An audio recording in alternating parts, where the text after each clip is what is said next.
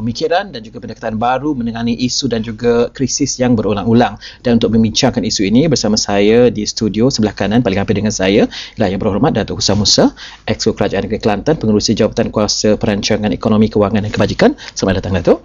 Dan juga bersama saya ialah Yang Berhormat Datuk Nur Jazlan Tasri Muhammad, Ahli Parlimen Pulai.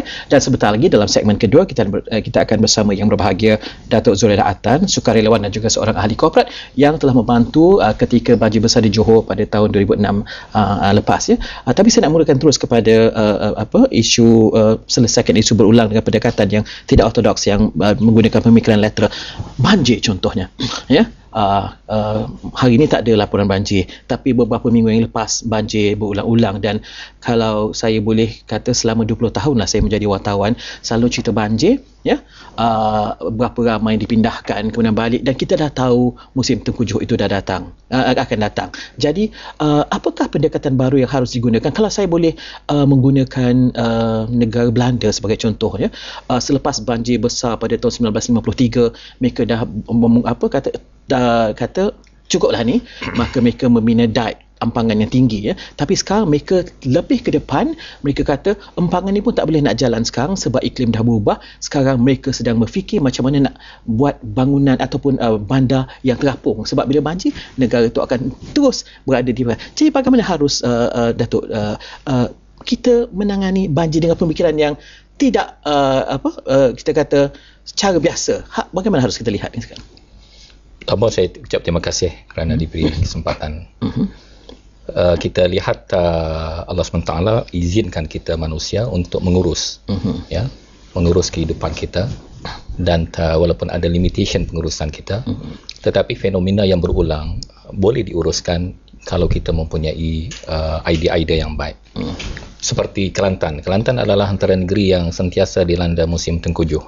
Bulan Oktober, November, Disember, hujan turun dengan begitu lebat sekali.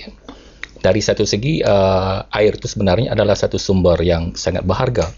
Kalau kita dapat takungkan dalam satu empangan yang tidak mempunyai catchment area yang terlalu besar, umpamanya satu takungan ke dalam bumi ya, kita boleh menyimpan air ini untuk kita gunakan pada musim yang lain ya, untuk pengairan, untuk electricity, penjanaan hidro dan lain-lain ya. Tetapi dalam konteks negara kita, kita amat perlahan ya, amat perlahan. Seperti di Kelantan ya, walaupun kita telah ada laporan oleh JICA sejak tahun 1970-an ya, supaya dibinakan empangan yang tidak terlalu besar ketedahannya untuk menakung air di musim banjir. Bahkan dalam kisah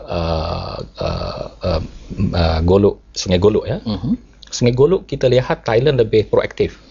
Mereka telah bina benteng yang tinggi sepanjang Sungai Golok sebelah Thailand, yang menyebabkan bila hujan lebat berlaku, air ini melimpah ke sebelah Kelantan.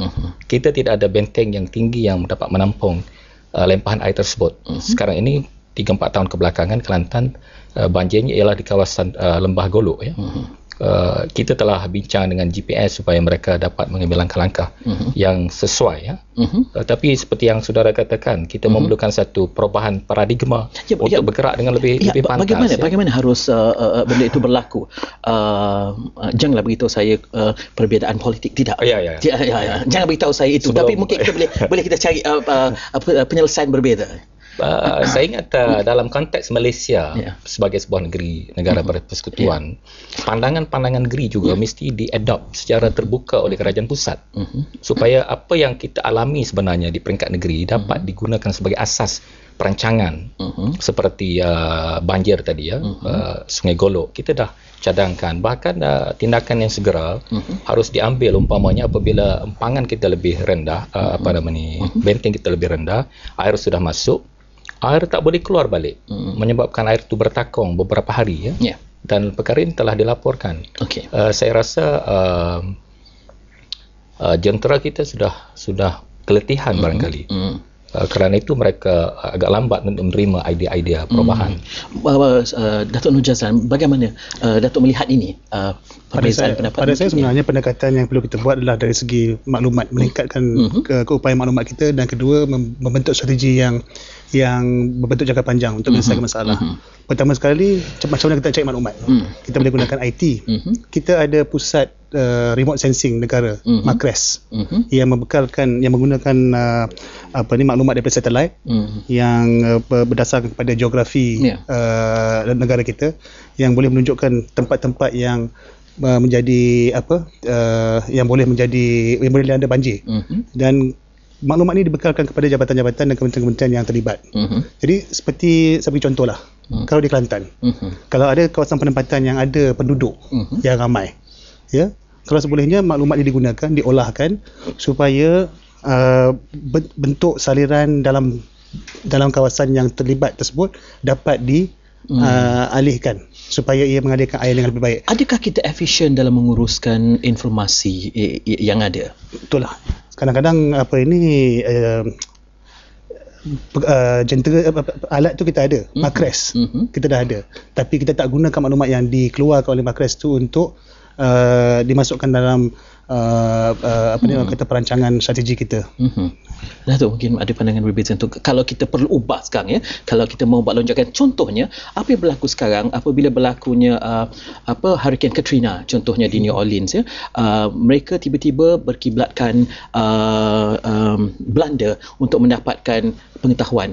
Jadi engineer Belanda yang sama-sama telah membantu untuk membuat empangan dike contohnya, telah pun pergi ke New Orleans dan menjual kepakaran itu. Apakah kita tidak boleh sampai ke tahap yang sedemikian, walaupun Belanda itu memang ada perbezaan, setengah daripada penduduknya duduk di bawah kalau kita kata lautnya lagi tinggi dari daratannya, tapi kita walaupun kita tidak sampai ke tahap itu, mungkin sudah tentu juga kita boleh mengatasi banjir ini di negara-negara paling kurang pun Afrika dan juga negara Asia yang memerlukan, di mana kita mempunyai pertalian yang cukup hebat. Jadi bagaimana kita nak buat lonjakan dan tidak mengatakan kita tidak efisien dalam menguruskan informasi yang ada? Saya rasa attitude, right attitude sangat mustahak, ya. Bukan saja masalah banjir, masalah royalty misal kata, ya. Perkara yang sudah termaktub, yang sudah tertera dalam undang-undang, dalam perjanjian, dalam convention yang telah berlaku selama ini pun dilihat mempunyai pengaruh politik sehingga kerajaan pusat tidak bersedia memberikan bayaran royalty kepada kerajaan Kelantan. Padahal dari segi natural justice, telaga minyaknya di situ dan semua orang tahu perairan Kelantan ada pengeluaran minyak dan gas. Hanya selepas dituntut baru nak berikan wang ihsan, dan ini pada saya adalah attitude lama, attitude yang salah, ya. Jadi kalau kita nak manage dalam dunia yang berkembang pesat, kita kena ada right attitude. Bagaimana kita nak menyelesaikan masalah yang lebih besar sekiranya segala itu dilihat dari kacamata politik? Itu masalah. Ini persoalan. Saya tidak memihak kepada barisan ataupun PAS, UMNO ataupun PAS dalam kes ini kerana saya mewakili rakyat. Saya pun tidak mengambil pendekatan politik. Saya mengambil pendekatan national interest. National interest, ya. National interest, kalau kita dah ada perjanjian yang disebut oleh Tun Razak pada tahun 75, sama ada pengeluaran itu dalam perairan atau